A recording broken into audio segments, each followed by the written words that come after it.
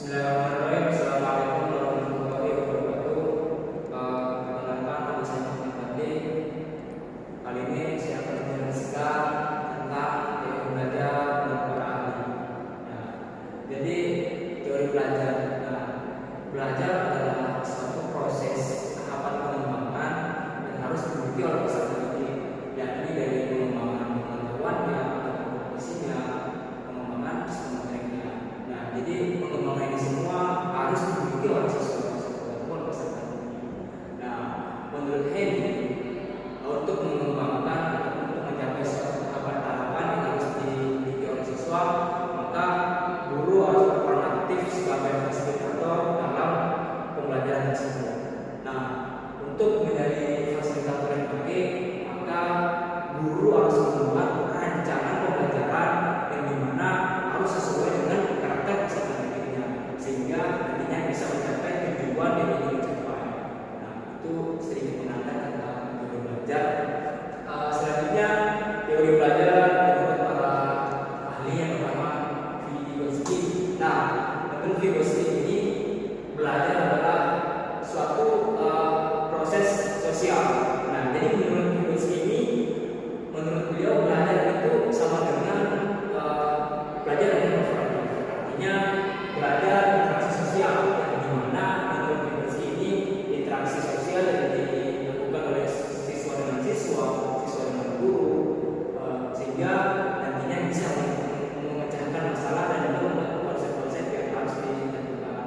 Itu menurut Vygotsky harus lebih ditekankan untuk selalu melakukan interaksi sosial antara siswa dengan siswa maupun siswa dengan guru. Itu menurut Vygotsky. Selanjutnya menurut Piaget. Nah, menurut Piaget ini hampir sama dengan menurut Vygotsky, di mana menurut Piaget ini adalah suatu proses pembelajaran terjadi apabila sekolah peserta didik sudah mampu melakukan interaksi dengan lingkungan sosial. Karena menurut Piaget bahwasanya pengembangan peserta didik itu terjadi di lingkungan sosial oleh peserta didiknya. Maka itu harus peserta didik harus mampu melakukan interaksi dengan lingkungan sosialnya. Nah, selanjutnya menurut Gardner. Nah, menurut Gardner ini apa ya? Lebih memotivasi siswa dan juga mengaitkan peristiwa-peristiwa yang terjadi dalam kelas. Misal mata pelajaran tentang jujur. Nah, ketika guru sudah menjelaskan apa itu jujur, maka guru harus membuat contoh dan juga mengaitkan peristiwa dalam kelas. Misal jujur itu seperti kalian apabila disuruh oleh orang tuanya membeli sesuatu dan beberapa pengembaliannya, kemudian kita kembalikan dengan uang kita yang ada, maka itu sudah termasuk jujur. Nah, jadi teori ini lebih memotivasi siswa dan juga mengaitkan peristiwa-peristiwa yang terjadi dalam lingkungan sekolah, dalam lingkungan kelas. Gitu. Nah, dan juga yang keempat selanjutnya menurut Brunner. Nah, menurut Brunner ini lebih kayak discovery learning, jadi lebih memberikan stimulus kepada siswa berupa pengamatan, dan juga dari pengamatan tersebut siswa dituntut untuk melakukan hipotesis ataupun pendapat-pendapat dari hasil pengamatan tersebut. Nah, misal guru memberikan video tentang hari raya Ramadan. Nah, ketika guru sudah memberikan video tentang itu, maka siswa dituntut untuk melakukan pengamatan tersebut. Nah, ketika sudah melakukan pengamatan tersebut, maka siswa harus memberikan pendapatnya terkait video yang telah ditonton. Seperti itu menurut belajar. Selanjutnya menurut Maxwell. Nah, jadi menurut Maxwell ini lebih condong kepada metode penghafalan dalam pembelajaran. Artinya bisa mengaitkan ilmu yang lama ke ilmu yang baru atau ke pembelajaran sekarang.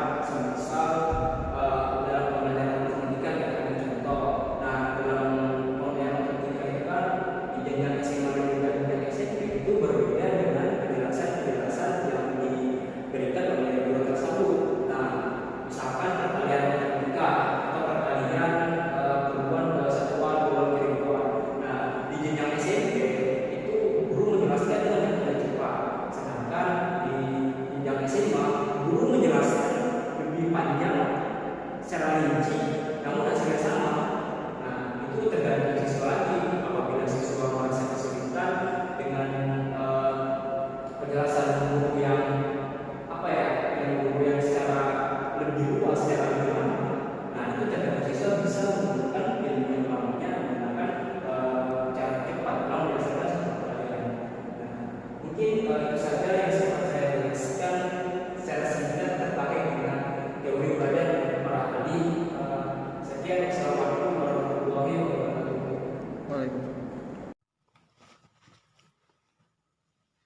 Baik, di sini akan saya menjelaskan tentang teori belajar konstruktivisme.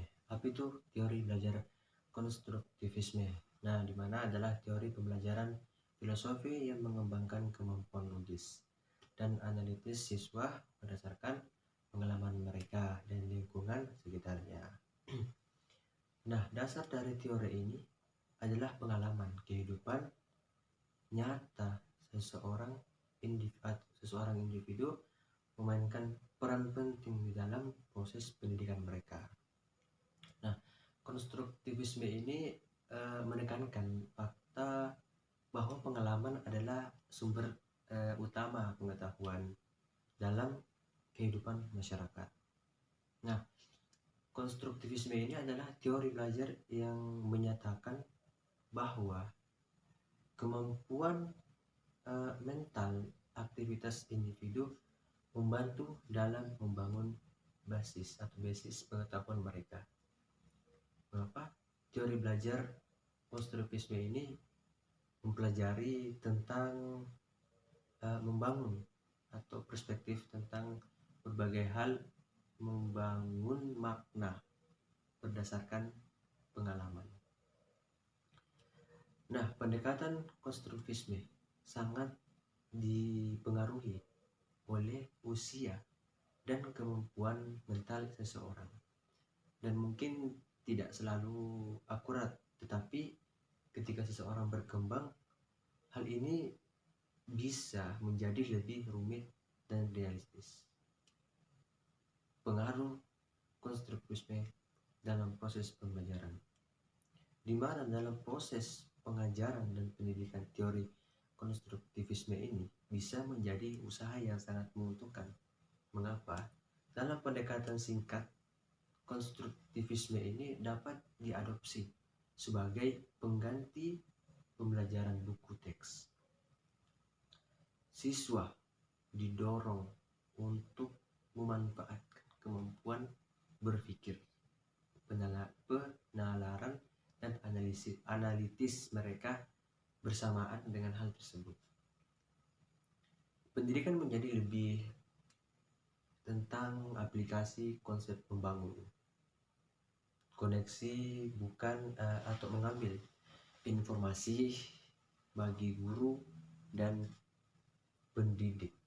Dalam proses belajar mengajar menjadi lebih terpusat kepada penerapan konsep secara praktis. Para siswa belajar dari pendekatan langsung dari berbagai hal dan menafsirkan hasilnya sesuai perspektif mereka. Nah, proses ini melibatkan banyak diskusi dan pembelajaran berbasis inquiry, sehingga siswa merespon lebih aktif.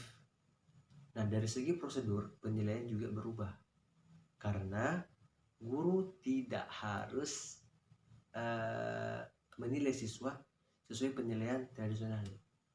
Siswa sendiri menganalisis pengalaman mereka dan penilaian juga terlibat sebagai proses pembelajaran. Kurang lebih seperti itu.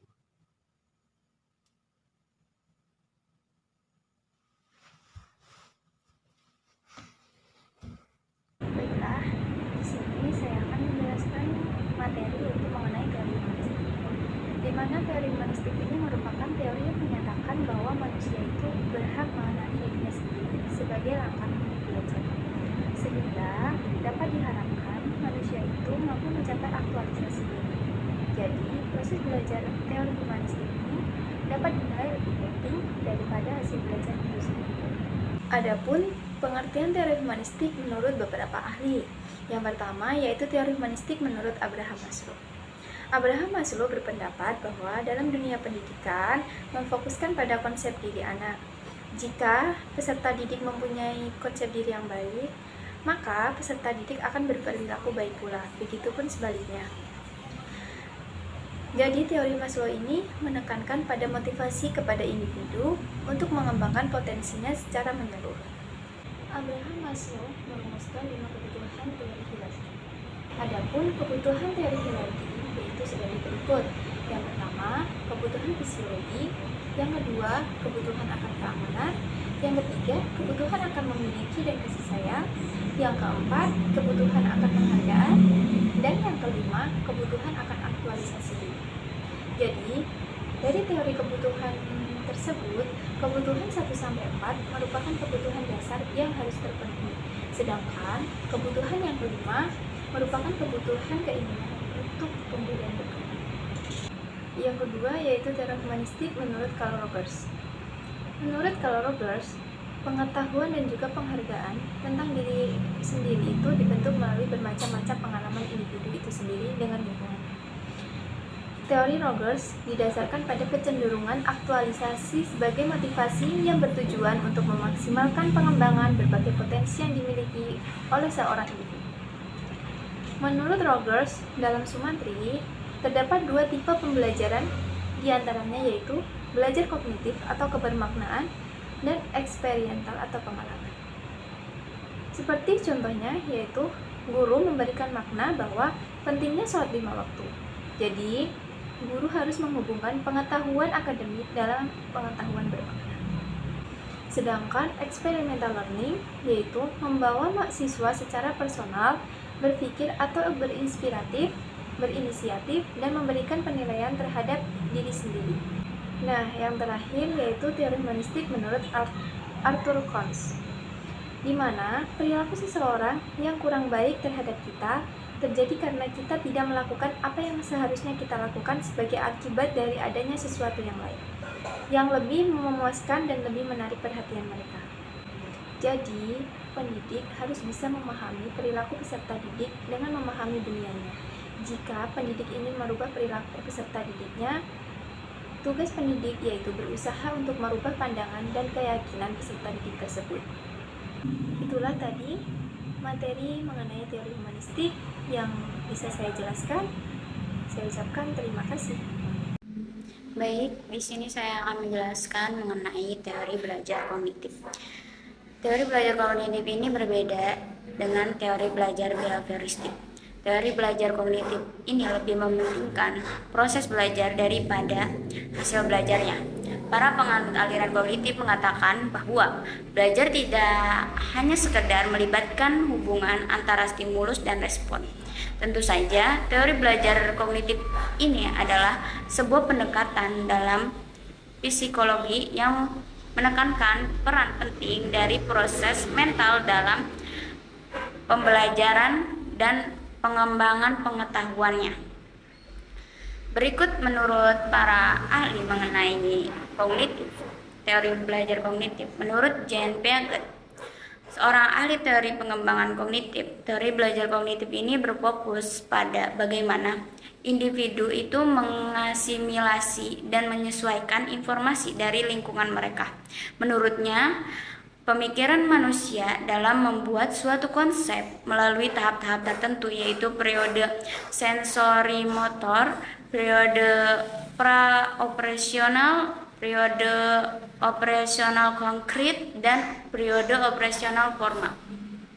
Sementara itu, Lev Vygotsky, seorang ahli psikologi sosial, menekankan bahwa belajar terjadi melalui interaksi sosial dan dialog antara individu dengan orang lain.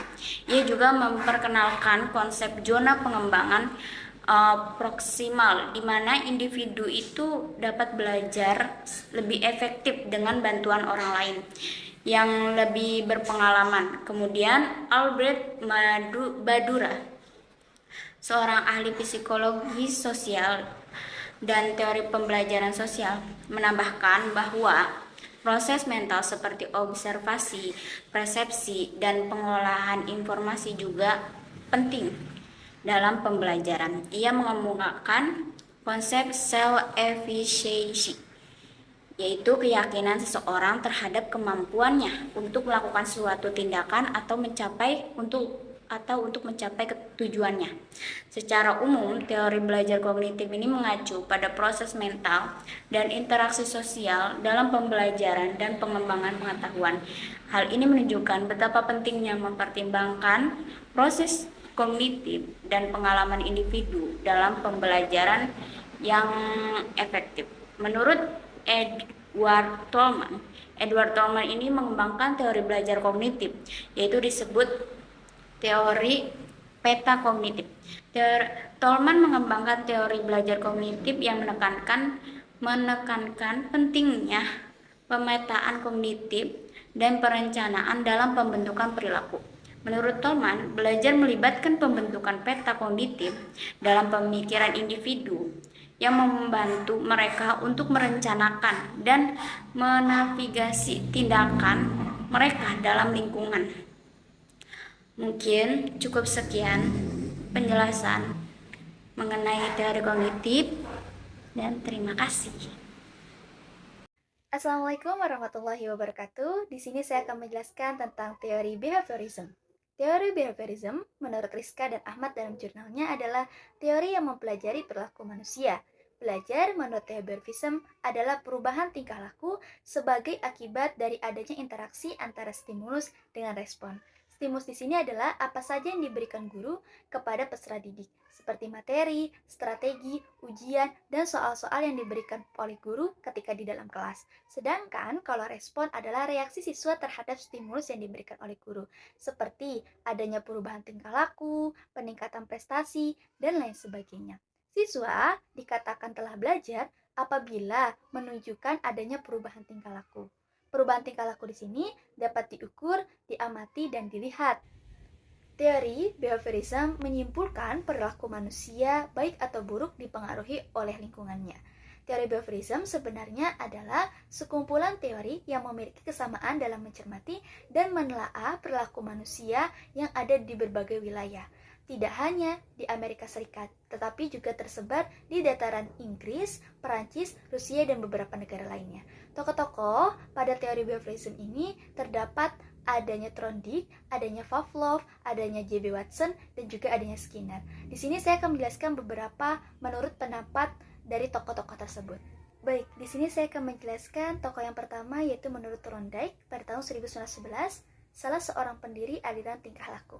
Teori behavioristik dikaitkan dengan belajar adalah proses interaksi antara stimulus yang berupa pikiran, perasaan, atau gerakan, dan respon juga yang berupa pikiran, perasaan, dan gerakan. Jelasnya, menurut Trondijk, perubahan tingkah laku boleh berwujud sesuatu yang konkret atau yang dapat diamati, dan sesuatu juga yang non-konkret, tidak bisa diamati. Nah, tokoh yang kedua ini adalah menurut Pavlov, yaitu menurut Judrik Jahja pada 2013 halaman 100-102 menurut Pavlov, ternyata individu itu dapat dikendalikan melalui cara dengan mengamati stimulus alami dengan stimulus yang tepat untuk mendapatkan pengulangan respon yang diinginkan. Sementara individu tidak menyadari bahwa ia dikendalikan oleh stimulus yang berasal dari luar dirinya sendiri. Tokoh yang ketiga adalah menurut Watson. Berbeda dengan Trondijk, menurut Watson, pelopor yang datang sesudah Trondijk, stimulus dan respon tersebut harus berbentuk tingkah laku yang bisa diamati atau observasi. Dengan kata lain, Watson mengabaikan berbagai perubahan mental yang mungkin terjadi dalam belajar dan menganggapnya sebagai faktor yang tidak perlu diketahui. Bukan berarti semua perubahan mental yang terjadi dalam benak siswa itu tidak penting. Semua itu penting. Akan tetapi faktor-faktor tersebut tidak bisa menjelaskan apakah proses belajar sudah terjadi atau belum. Sedangkan tokoh yang terakhir adalah menurut Skinner. Menurut Skinner, deskripsi antara stimulus dan respon untuk menjelaskan perubahan tingkah laku dalam hubungannya dengan lingkungan, menurut versi Watson tersebut adalah deskripsi yang tidak lengkap. Respon yang diberikan oleh siswa tidaklah sesederhana itu. Sebab pada dasarnya, setiap stimulus yang diberikan berinteraksi satu dengan yang lainnya. dan interaksi ini akhirnya mempengaruhi respon yang dihasilkan. Sedangkan respon yang diberikan juga menghasilkan berbagai konsekuensi yang pada gilirannya akan mempengaruhi tingkah laku siswa. Oleh karena itu, untuk memahami tingkah laku siswa secara tuntas diperlukan pemahaman terhadap respon itu sendiri dan berbagai konsekuensi yang diakibatkan oleh respon tersebut. Oke, yang terakhir kita akan membahas tentang aplikasi teori behavioristik. Yang pertama yaitu mementingkan pengaruh lingkungan, yang kedua mementingkan bagian-bagian, yang ketiga mementingkan peranan reaksi, yang keempat mengutamakan mekanisme terbentuknya hasil belajar melalui prosedur stimulus respon, yang kelima mementingkan peranan kemampuan yang telah terbentuk sebelumnya, dan yang keenam mementingkan pembentukan kebiasaan melalui latihan dan pengulangan. Yang terakhir, yang ketujuh, hasil belajar yang dicapai ialah munculnya perilaku yang diinginkan atau adanya perubahan tingkah laku. Sekian, terima kasih. Wassalamualaikum warahmatullahi wabarakatuh. Baiklah, selanjutnya saya akan melanjutkan materi berikutnya atau materi yang terakhir, yaitu menjelaskan teori belajar bermakna. Teori belajar bermakna dari David Ausubel. Teori belajar merupakan suatu teori yang membandingkan belajar bermakna dengan belajar hafalan. Untuk belajar bermakna, siswa harus menghubungkan pengetahuan baru kepada pengetahuan yang telah diketahuinya, atau disebut adventure organizer. Adventure organizer mempunyai dua prinsip. Yang pertama, gagasan lama dari suatu subjek harus disajikan terlebih dahulu, baru kemudian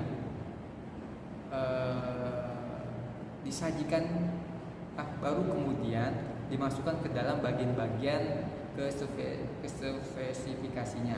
Yang kedua, materi ajaran harus diupayakan terilustrasi dengan bahan terlebih dahulu melalui perbandingan dan rujuk silang antara materi lama dengan yang baru. Atau begini nih, pembelajaran bermakna sendiri berarti pembelajaran yang memiliki signifikasi dengan pengalaman keseharian peserta didik. Yang dia jelasin sama David tuh, pembelajaran bermakna tuh dimulai dari mengasosiasikan kayak dari fenomena atau pengalaman fakta-fakta yang baru mereka alami. Nah, proses ini mendorong peserta didik untuk menginstruksikan pengetahuannya sendiri. Langkah-langkah pembelajaran bermakna itu, langkah-langkah itu ada 4. Yang pertama tuh pengaturan awal, yang kedua diferensi progresif, yang ketiga belajar subordinat, yang keempat penyesuaian integratif. Pertama, pendidikan melakukan pengaturan awal terhadap konsep lama yang sudah dimiliki peserta didik dan ke konsep baru yang akan dipelajari. Pada tahap ini, seorang pendidik perlu memetan sejauh mana pengetahuan peserta didik terhadap suatu topik pembelajaran. Hal ini dapat dilakukan dengan pertanyaan secara spesifik.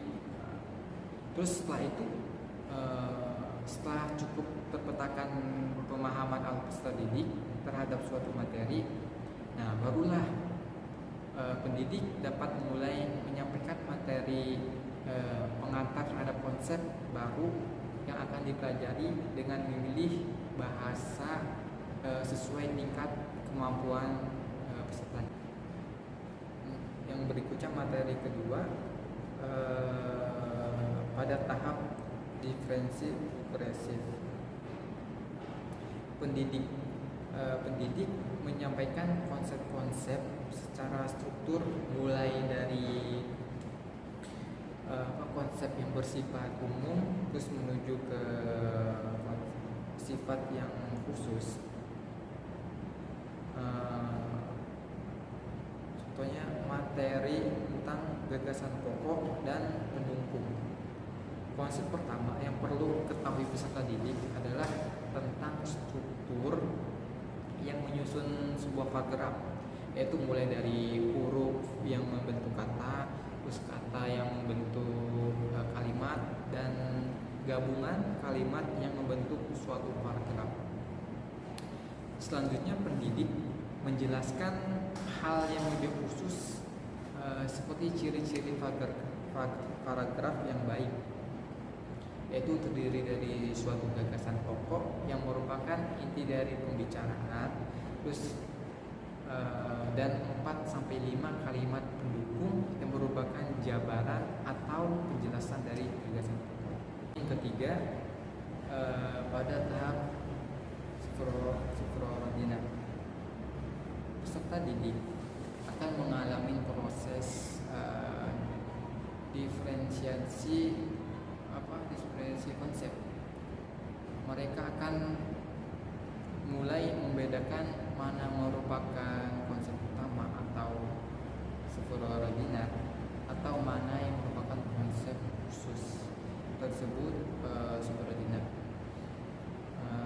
Contohnya nih, diharapkan mereka tuh mampu memahami konsep menemukan gagasan pokok dan gagasan pendukung dalam suatu paragraf dari berbagai